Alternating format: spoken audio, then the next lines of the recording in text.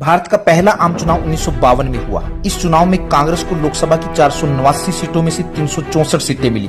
भारतीय communist party 16 सीटें जीतकर दूसरे नंबर पर रही। दूसरा आम चुनाव 5 साल के बाद 1957 में हुआ। इस चुनाव में भी कांग्रेस पार्टी को भारी सफलता मिली। उसे लोकसभा की 494 सीटों में से 371 सीटें मिली। अब की बार भी भारतीय कम्युनिस्ट पार्टी 27 सीटें जीतकर दूसरे नंबर पर रही। भारत का तीसरा आम चुनाव 1962 में हुआ। इस चुनाव में भी कांग्रेस को लोकसभा की 494 सीटों में से 361 सीटें मिली।